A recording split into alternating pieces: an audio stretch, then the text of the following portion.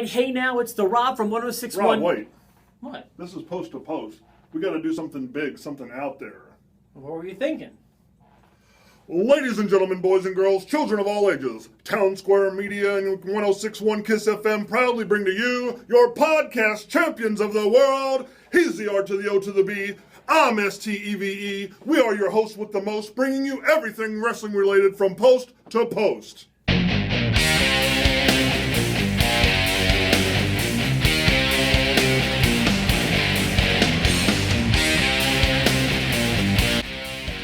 All right, hey now, it's the Rob from 1061 KISS FM, here with my tag team partner in podcasting.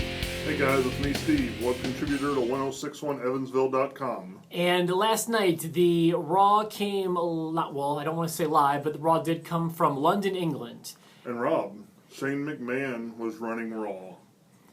I mean, well, listen, am I the crazy one for being upset about this? I mean, I know I'm becoming associated with this, but this is absolutely stupid. I mean, let's be honest. This is the third week now. Why did we even have the WrestleMania angle? This is, I mean, am I wrong? Tell me I'm wrong. No, you're not wrong, and that's why I like poking you with it. This is just stupid. This is bad writing. And in fact, our next episode this week, we're going to focus on bad writing because I feel like this is unacceptable. If I were in charge, if I were Vince or anyone in charge of the writing team, I'd be embarrassed about this. This is embarrassing. Us as fans are supposed to have a short attention span and unlimited forgiveness. Yeah, and it's just like, I don't know, to me it's just like, when you, I don't know, we'll talk about it more in our next episode. Yeah. I did write that down as one of those things to talk about today on the episode because it's just, this is just stupid. It's just a mess and I don't like that. Yeah. I usually don't care for the London shows. I don't like how they're pre-recorded. I feel it just loses something for me. It does. Even if they don't make any changes to it, it just loses that live element to me that I don't like. And secondly, I don't know if I've brought this up in prior episodes before, but one thing I absolutely hate about the London shows, and maybe you know where I'm going with this, maybe you don't, except for the fact that it's pre-taped, I think it is so stupid. And they have been doing this since, I think, 1999. I think it dates back to the 90s. The only changes they make to the set, with the exception of the flags, they add this stupid English taxi cab and a stupid English phone booth that I don't know why they associate those things with.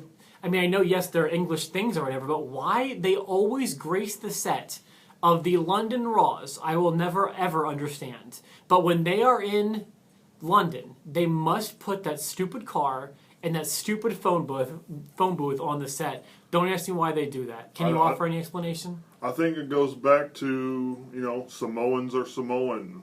Japanese guys are karate guys. It's just that old day mentality. Londons are known for their cabs and phone booths. But are they? Like, that's my question. I don't know. I don't think like that. So that's just one thing I wanted to throw out there. Thoughts of Raw last night?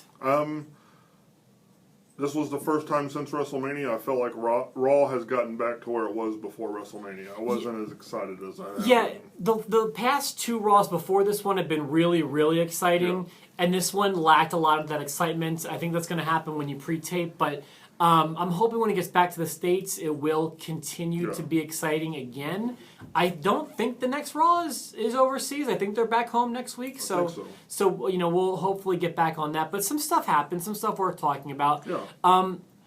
I like how, and this is not just this past week, but really the past 3 weeks, the spotlight has really been shown upon the mid-card here lately. Yeah. You're getting guys like, the ones we talked about last week, guys like AJ Styles, Sami Zayn, Chris Jericho, Miz, Kevin Owens, Double O Cesaro. This is great seeing these guys really get the focus of the show now. And I like that. Seeing them in action is fantastic. I love the opening contest between Sami Zayn and Chris Jericho. I think one reason why it's happening is because we've got these up-and-comers and these new guys who are fantastic. And the second reason is because the public interest in the world champion is completely absent. Yeah. Do you want to have this debate this week, or are you starting to maybe turn the corner? I mean, the main event scene, or let's just say the world title scene, the champion is not doing his job, in my opinion. I mean, you can go back to like CM Punk title reign, when they didn't have the title as the main event. It's a different story, but same scenario. I think it fits here because now it's not mid-card main event. It's all one thing. And I think that's in part to Roman Reigns isn't that standout guy. Isn't? Okay, Yeah. so that's kind of a different tune for you, it feels like. No, I mean, I love where Roman Reigns is now. Like I said, he is where he needs to be. He comes out, he stirs up something, he gets something started, then he leaves. Does he? Because what I see happening over and over again is he comes out every week since WrestleMania, has got the same promo. Let's be honest, there's been no variation there. I'm not a bad guy, I'm not a good guy, I'm just the guy. Yeah. That's what happens, and then he leaves, and then he's forgotten about, and then the mid-card takes over. But how bad does that make you want him to get beat? I mean, yeah, it does, but I wanted to get beat because I don't like him. Not because of his heel character, it's because he's a crappy champion. But go ahead. Like, do you agree he's doing the same thing every week? Like that? Yeah. Okay. I agree he's doing the same thing. I think that's what he's being told to do.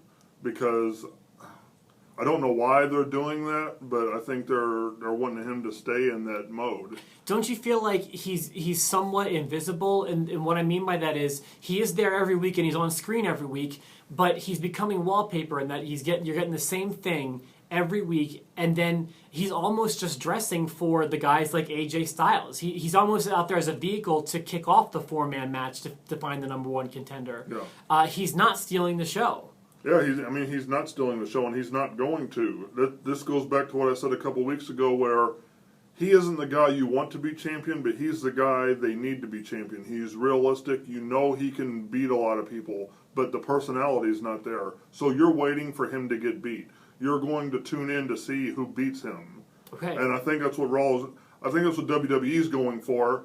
I think they're going about it the wrong way, but in my mind, that's what they're trying to accomplish. So, do you think the Roman Reigns title run is going well? Is it going poorly? Where do you feel? I'll give it a C. Again, I think it's where WWE wants him to be. It's not going to be a memorable title reign. In 5 years, we're not going to be... You remember that first strong Roman Reigns title run? Well, this is actually technically his third go-around with the title. One was only 5 minutes. Yeah. And then he had a more memorable one, I suppose, in the beginning of the year, right up until Royal Rumble. Yeah. And this to me is a mess. Yeah. If I described it in a word, I would describe the world title situation as a mess. But let's not harp on that.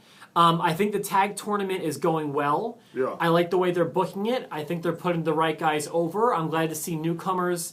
Enzo and I always screw it. Enzo and Cass, thank you. I'm glad to see they got over the Dudley Boys, and the Vaudevillains also advanced. I was surprised to see night. both of the newcomer teams advance last night. I didn't know if they would or not, but I was glad to see that they did. I want to talk about the Vaudevillains for a second. Okay. Your thoughts on them?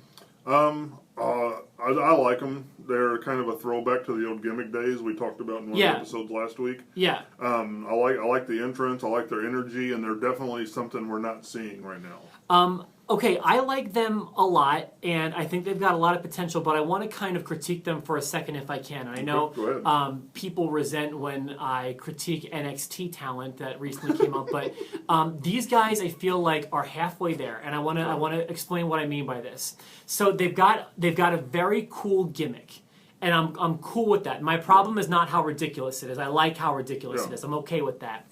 So when they come out, the entrance goes black and white. Yes. And that's great. That is different. That is memorable. Yes. But I feel like it needs more. I think it needs to look more 1920s. I need like flickering maybe from like an old-timey camera. Oh, yeah. Or like those black lines that appear in old films, or like the dust, or like the hair on the screen, like those kind of things. Like I wish it was more than just black and white. Yeah, I understand that. So there was that. I feel like after their entrance, they kind of stopped being vaudeville type characters. And what I mean by that is I wish they would wrestle more like it's the 1920s, as opposed to just kind of be normal wrestlers after that. Okay. So I wish that they would give me more of that vaudeville feel instead of more to the character. Yeah, instead of just the entrance. Yeah. And I think if you can get those things taken care of, you're going to have a great character with great gimmicks there that will work for a long time. Your thoughts about that? Again, coming up, I think it's about growth, and maybe they grow in that direction. Maybe they get away from it. I kind of like where they're at. I don't really I guess I was so excited about the black and white, I wasn't looking for the extra additives. I understand exactly what you're saying, and they can use those, but me as a fan personally, I wasn't necessarily looking for those. I was happy with where they're at. If I'm watching them for the first time, which a lot of people are, now I'm familiar with them from NXT, Yeah. I would have just kind of thought, like, this is not enough for me yet. Yeah. And I feel like with easy fixes, they can make them even better. Yeah. So I'm glad we talked about that. What else did I want to mention here? I wanted to talk about, I guess that was pretty much everything I had. I liked the first match very much, AJ Styles and Sami Zayn. Cesaro's character is really coming together for me. I like that, what you call double O Cesaro, or so it was double Cesaro. However Double O Cesaro, yeah. Yeah, that's working for me. The mid-card is really shining right now. Any other thoughts? I want to mention something real fast, and not necessarily last night, but since NXT TakeOver Dallas, Sami Zayn is winless. Yeah, and you know what? He's one of those guys where it doesn't matter because he's over and he's having great matches, and that's hugely important. But you're right. I guess. I mean, I haven't thought about it. I want to mention this now, but I want people to keep their eye on it because I'm not sure WWE has a lot of faith in him. I think they're using him for a spot man. Yeah, but look at the positions he's been in. You know, getting AJ Styles to the number one contender spot is big. Yeah, but should a new guy be getting other people over? I mean, I see your point, but he's been in main events. Wasn't that a main event of Raw? AJ Styles and Sami Zayn, or I don't remember if that was last or not, but I think it went last. I might be wrong about that. I could fact check. Maybe that was the one where Roman and Bray went last. But also, he was in that Fatal 4. Oh, no, he got taken out of that Fatal 4-way, didn't he? Okay. You know what, Steve? Yeah, just something to keep your eye on in the future. Yeah, you know what? Maybe you're onto something. Maybe you're not. I think he's got a bright future, and I think WWE knows that. I think with all those, what I call the SmackDown 6 guys, I think they're going to try to take care of those guys. And when you put two of them together, one of them's got to win and one of them's got to lose. Yeah. So I do think Sami's going to be okay. So there you go. For myself, the Rob, my tag team partner, Steve. Stand back. There's a hurricane coming through.